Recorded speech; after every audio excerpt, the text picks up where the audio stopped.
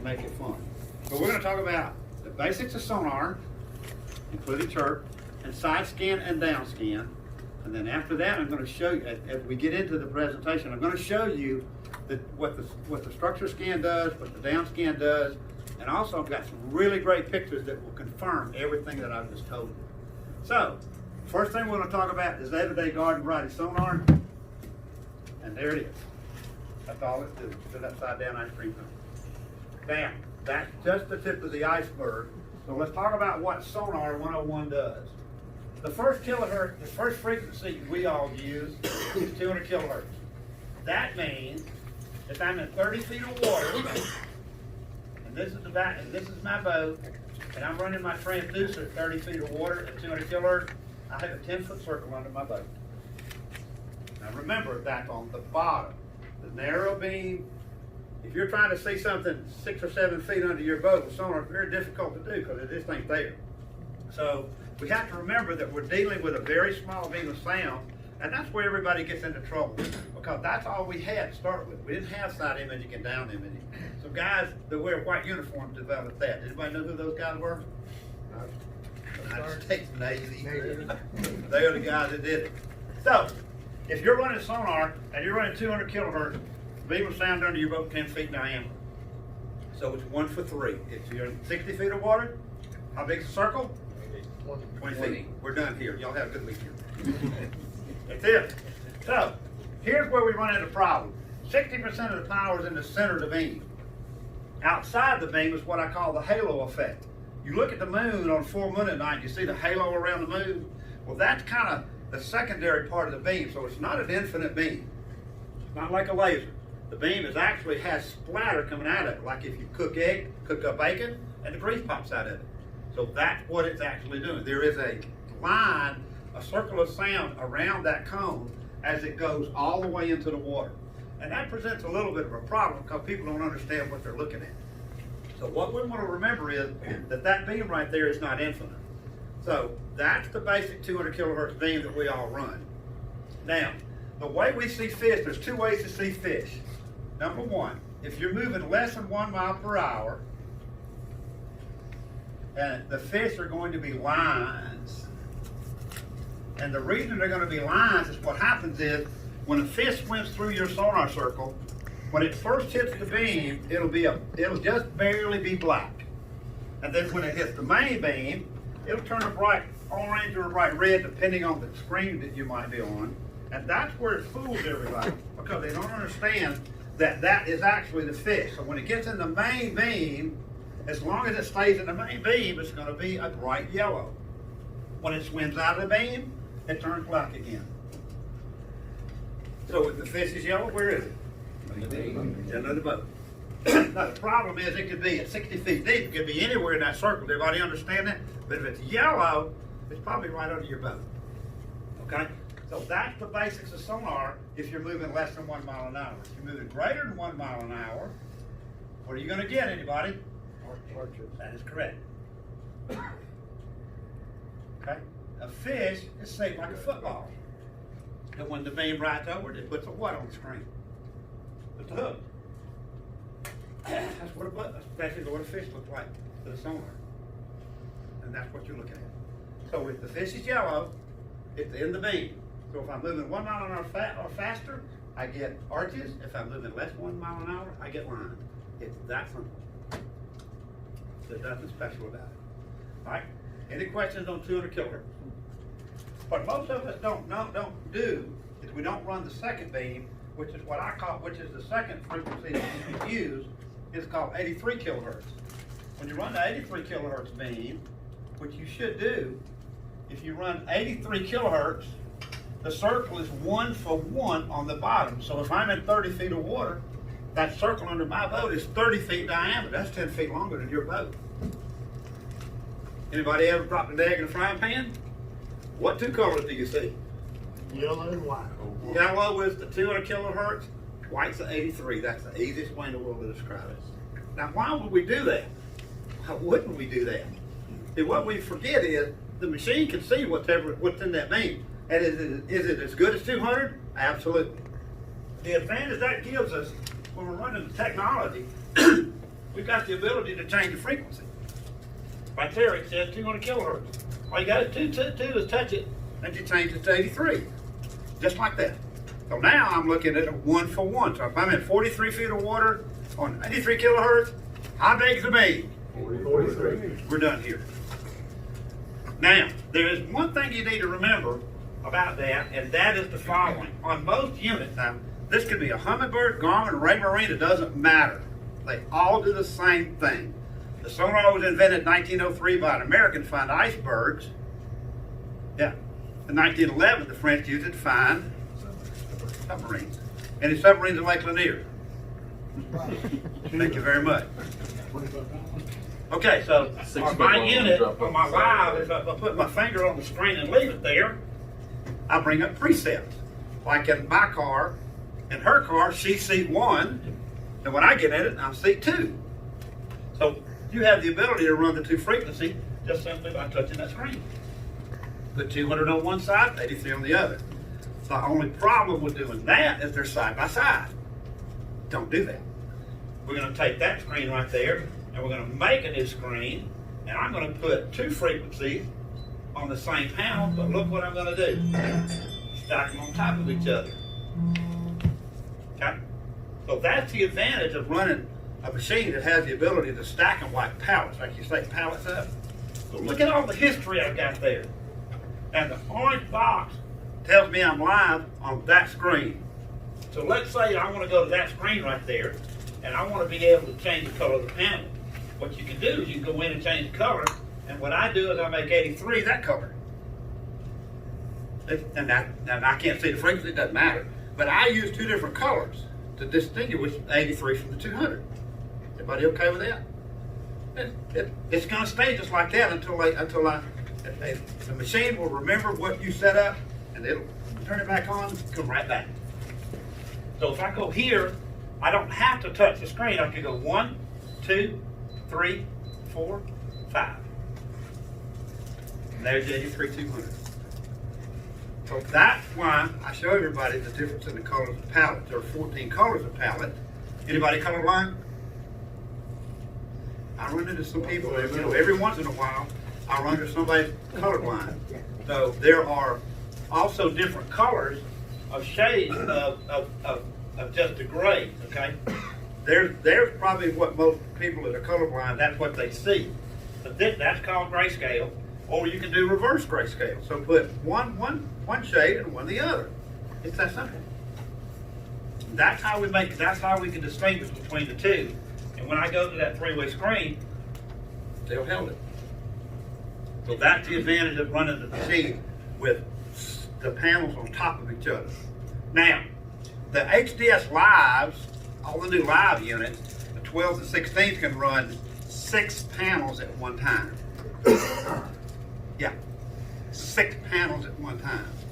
So basically talking about everyday guard body sonar, that's what we're looking at. So you see the arches, the fish yellow, they're under the boat. If they're black, the little dashes over here, they're off to one side of the beam or the other. It's that simple. But this transducer, everybody, is my biggest headache. I'll get 35 phone calls in an average day, and more than half of them, the first thing they say out of their mouth is, my depth finder doesn't work.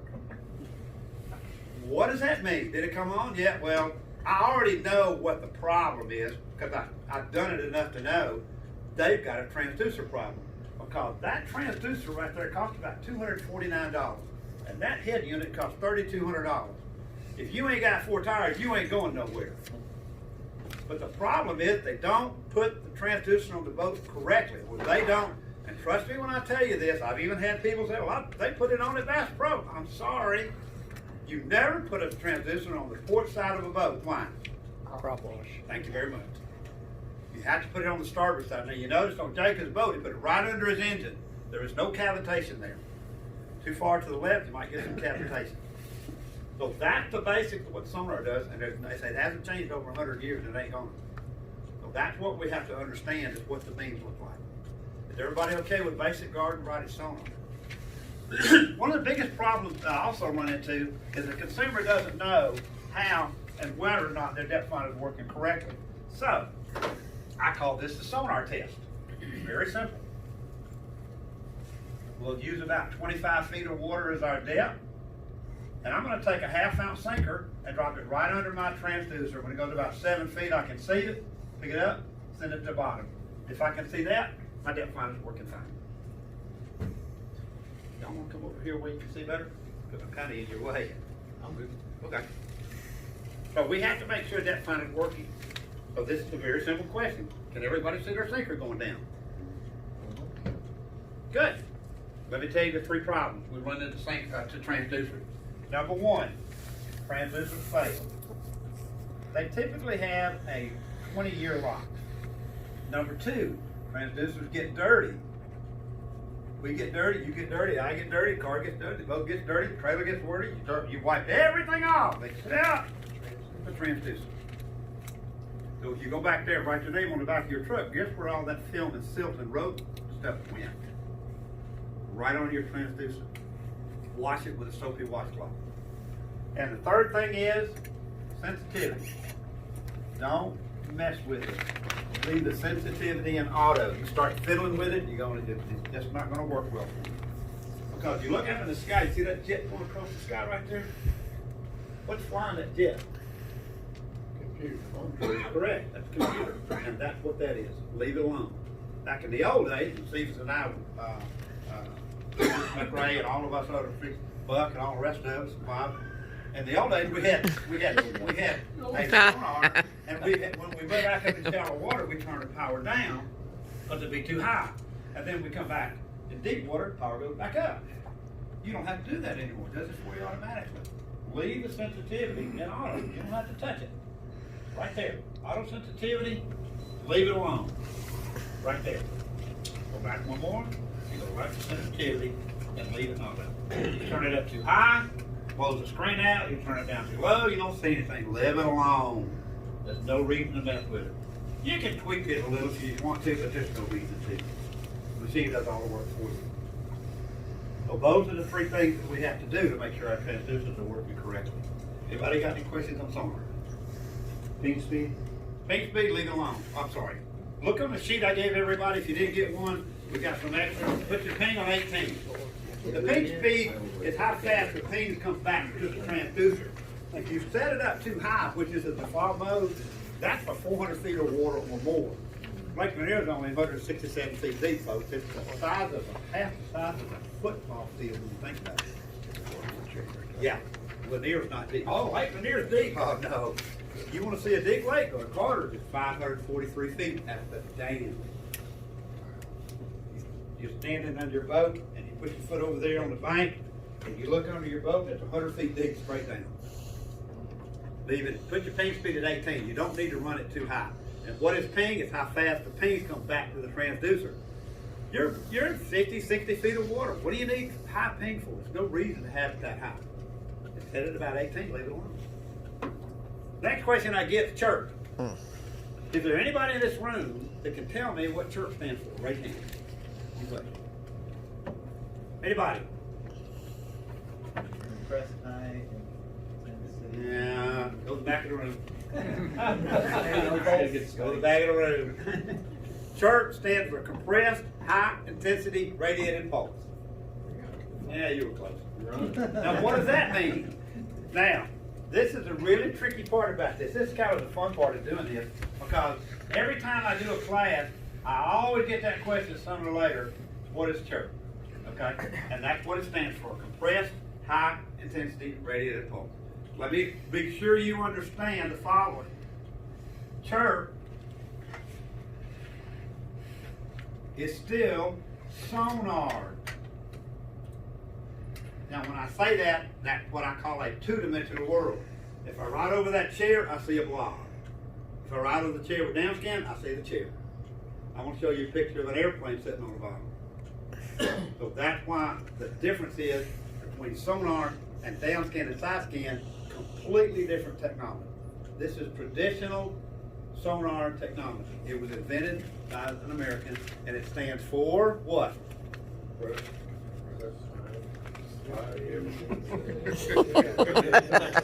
What you said earlier. Yes. What you said before.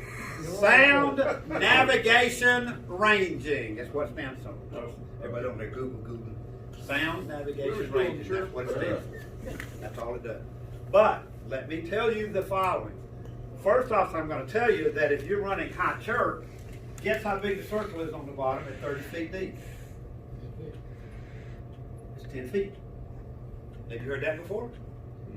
There's nothing special about the beam except the pulses that are coming out of it. So if you're running high chirp, you got 30 feet of water, you got a 10-foot circle. But here's what chirp does. If you could hear sonar when I was younger,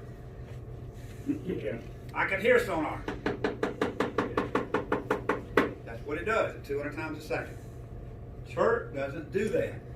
On high chirp, it starts clicking at about 150 times a second, and when it hits the bottom, it's clicking to 150 times a second. So if you could hear it, here's what it would sound like. It starts off low. When it hits the bottom, it's cooking. Nothing special, except on the bottom fifth of the water column down here, this beam is hot. Because it's up to 250 clicks a second. So on the bottom 1/5 of the water column, the beam is very intense. So here's why I tell you that chirp is still a sonar beam. I want to make sure everybody understands that. You're not going to see the chair except the block. So let me explain what chirp does. How many times you put water on the stove to boil eggs? Turn the flame on, what happens? It's bubbly. It gets warm, then it gets warmer, and then it gets hot. That's what chirp does. Starts off with a low frequency, and it gets on the bottom, it clicks up to a very high frequency. All right? Now, where would you use chirp? I don't have a problem with you using chirp at all. But I'm going to tell you the rule here in just a minute. So there's a second chirp. What is it? Medium. Exactly. I bet you can't guess what size that circle is, everybody. Who said that? Go to the other class. So if you're running medium chirp, you're still running 83 kilohertz, the same size circle. I'm going to answer the question. I know you've all got it. How do I read it? How do I do it? But let me explain to you what happens. And let me give you the best example. If you fish for the fish that live on the bottom, well, do our stripers live on the bottom? Sometimes, yeah. But if you're a flounder fisherman, where do they live? On the bottom. Where do carp live? On the bottom. Where do catfish live? On the bottom.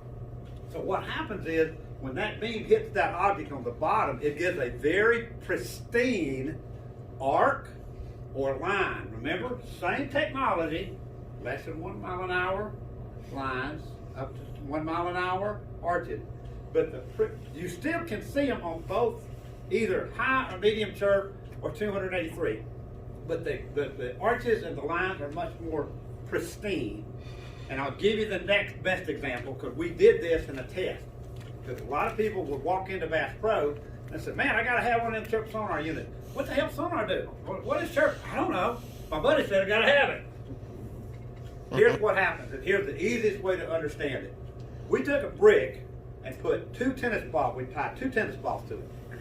And we dropped that brick to the bottom, and we looked at it with an underwater camera, and we could see that the brick was laying on the bottom with 2 tennis balls on top of it.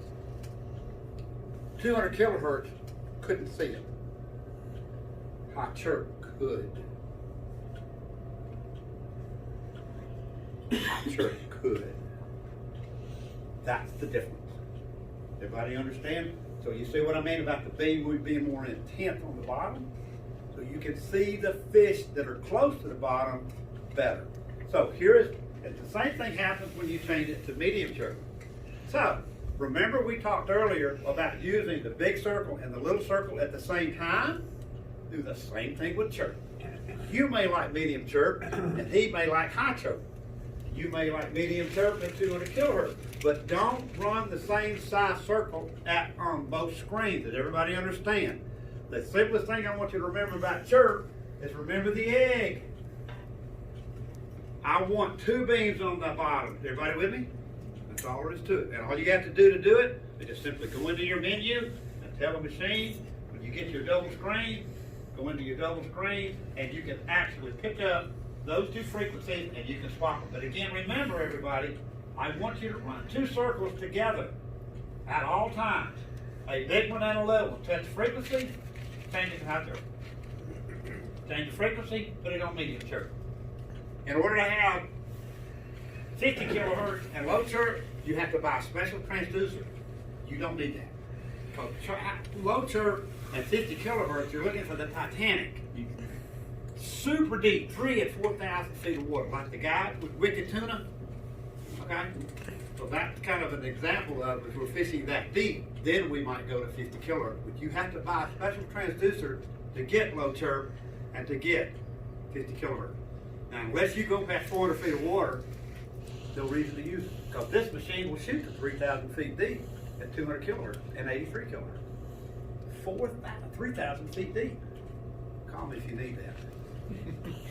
Anybody got any questions on chirp? Anybody got any questions on sonar circles? You're doing good. Okay, the two most common questions I get about the things on the bottom of the lake that you see on sonar is I get questioned about this and I get questioned about that. So what I've done is I put a dash on the screen and about 25 feet deep, and I put those long skinny lines come off the bottom. Everybody? Don't listen to him, listen to me. No, he knows what we're talking about. I'll just show you. So the two most common questions I get is what are those long skinny lines, and what are those lines that come off the bottom like that? There. Those long skinny lines are air bubbles. Now, Earth is emitting methane gas. The bubble's actually going this way, but because of the cone, it puts it at about a 25-degree angle. And I'm going to show you some pictures here in a minute. One guy said, hell, no wonder I can't catch him. Good luck. You can't catch that bubble. Now, in our lake, most of you have figured this out. Those long skinny lines are guard up there on the surface. One thing that I've learned is they've got about a 25-foot limit. I very rarely have to worry about a guard bothering my bait if I can get it past 25 feet of water. Because a guard has an air bladder bigger than a bass, and he comes to the surface and he takes a gulp of air into his air bladder, because that's what keeps the submarine level. So if you go to Bass Pro and stand there about 20 minutes, you'll see the guard do that. So you look at it, oh man, there's a swallowtail. I bet that's the bass. No. If you got a lot of guard around, you might want to move, because what do? Beach shads. Gobble you bait up. Every 20 minutes, if you're pulling flat lines or planer boards, you better check your bait, because if you don't, you're just going to dead bait or no bait. Everybody with me? That's just the way it is. That's it. Okay, so let's talk about some technology. I'm going to show you some pictures that'll help reestablish what we just covered. So we're going to talk about the technology part of it, so that you'll understand kind of what we just went over. So these are screenshots that I use in the classes. They just kind of help reinforce what we talked about. And again, everybody's welcome to take pictures of these. There's no problem with that. I have no problem taking pictures of what you're looking at. So, get over here. I'm going to kind of get out of the way. Let's see, I'll get in her way if I do that. So, guys, I'm sorry.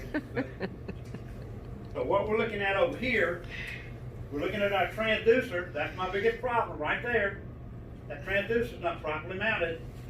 Got to be right. Read the book. Read the book. Here is a picture of the 200 kilohertz beam, the yellow of the egg, and the 83 kilohertz with the other circle. Okay? So that's why we tell everybody, run them both. Run them both. Very important to do that. So that's the reason I showed everybody these pictures, so it kind of reinforce what we just talked about. So we've got two sonar circles. If I only ran the 200 kilohertz up here, I'd miss fish that were under my boat or close to my boat. Now the downside of sonar, if you're on an 83 kilohertz beam, you're in 40 feet of water, you see fish down about 30 to 45 feet, and you don't see them on sonar, they're not under the boat. You can see them on both frequencies. Where are they? See there? Okay. It's kind of like that halo around the moon. The main beam, that's what's right under your boat. But that 83 kilohertz, 50 feet of water with a 83 kilohertz, you're covering a 50-foot bottom down there. That's 3 times the size of your boat. So just remember that. So if you see it on 83, you don't know exactly where it is. It could be over there, or out there, or over there. It's somewhere in the realm. How many of you are running off both frequencies? How many? Okay, they're seeing fish, y'all aren't. I'm sorry about that. Okay, so that's why I show everybody how this works. All right, so here's where I tested the sinker at that transducer. I just dropped the sinker under the boat. See, going up and down. I didn't find it working fine.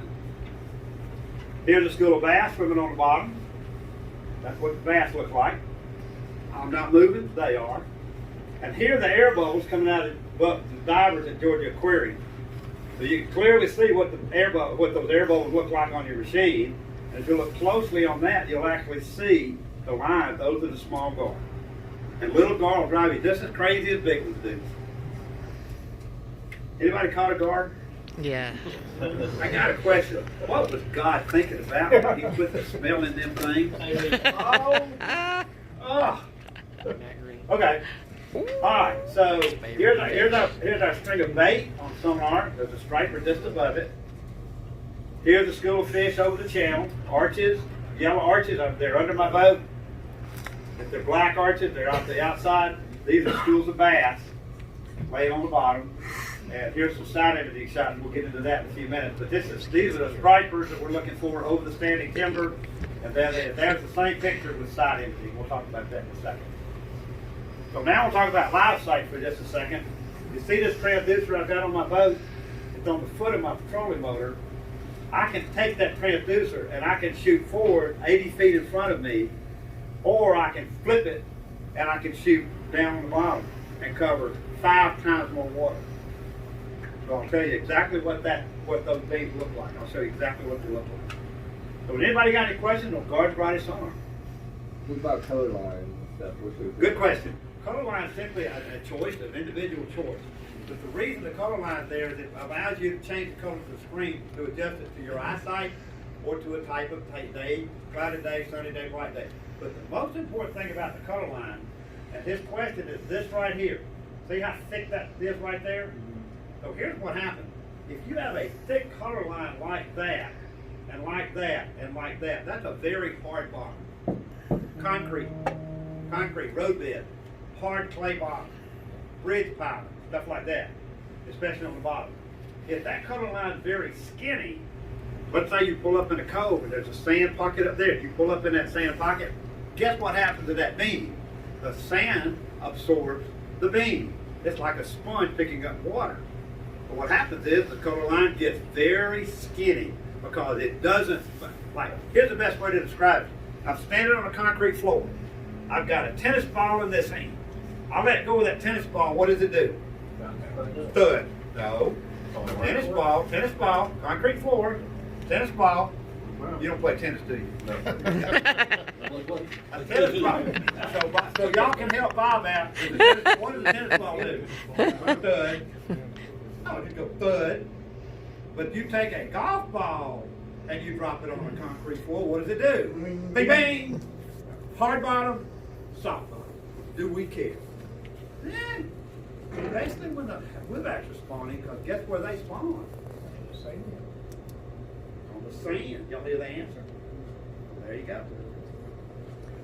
So I want to talk a little bit about live sight. But this transducer is specially made by a guy in Canada, and it allows us to put a transducer, a live sight transducer, specifically live sight only, so that I can do 2 things on the foot of my trolling motor. Somebody said put it on the shaft. If you put it on the shaft, you can only look that way. You do that, put it on the foot. Not only can you look at the same angle, look out in front of you, but you'll pull that little pin out and flip that up, and now you can cover a massive amount of water with the live sight beam. I'll show you exactly how it works. So these pictures are going to be here as long as you want to see them. I'm not going anywhere until y'all run me out. So we'll talk a little bit about live sight. And great questions about the technology. So are we okay? Is everybody okay with everything we talked about? This is what live sight looks like on the bottom. Take a football, cut it in half, and here's what it's going to show you. That's it. Here we go. This is simply the way that live sight beam looks if you're looking down. Okay?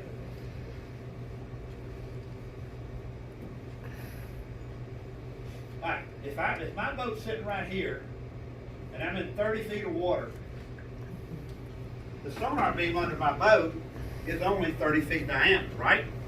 But here's what live sight down looks like. It's going from here to here. Okay? Now remember, this is down. I'm shooting down in the water. It's 60 feet of water coverage from here to here, okay? From there to there. So by sheer definition, not only have you covered what's under your boat, but in front of your boat and behind your boat. So if you cut that in half, that's 30 feet in front of you and 30 feet behind you. Sonar doesn't do that. That does. So that's what the live sight down would look like. Looking at it when you're standing in the boat, you're actually looking this way, 30 feet that way, and 30 feet that way at 30 feet deep. Now, when you change it to the down beam, here's what it does.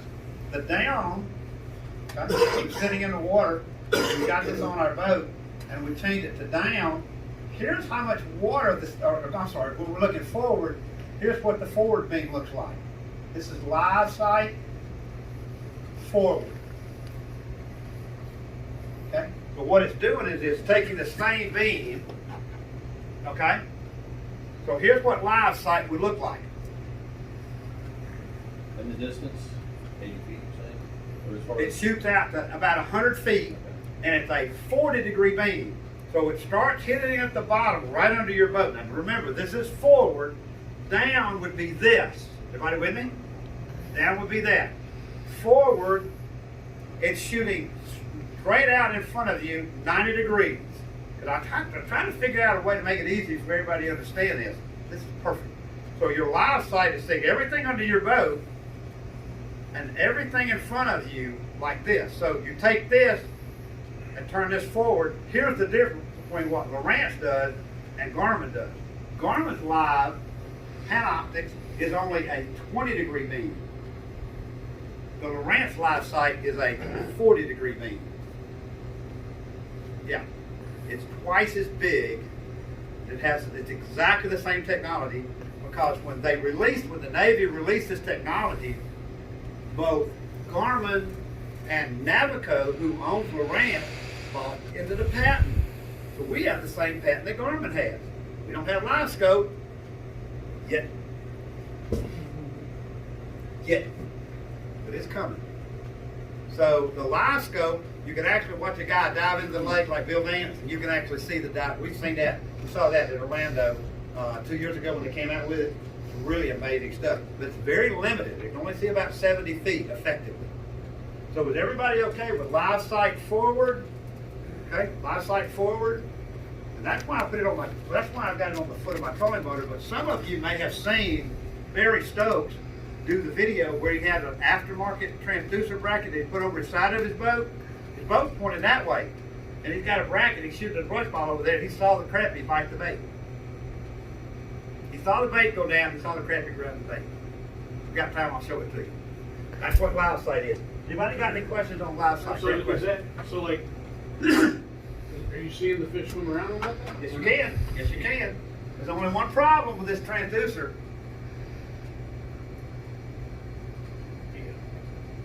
$999. Okay? Now, what Lowrance did is they came out, now the only machines that can run it right now are live units. You cannot put it on a carbon. That won't be until second quarter. You have to buy a box, like Garmin has a box. Well, we don't need a box. We plug ours directly into that live.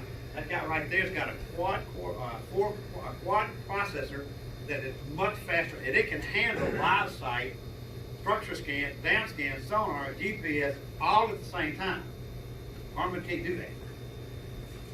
Garmin can't do that.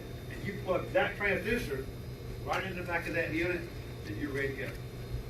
So you have options on the live sight. You can either put it on the shaft of your trolling motor, and you'll be doing this, shooting forward and down, or you can turn it, if you put it on the foot of your trolling motor, with football. Okay. Everybody see it? That's what the down would look like. It would look like that. So the live would be shooting forward. You got the transducer shooting this way, and the beam coming out and going in front of you.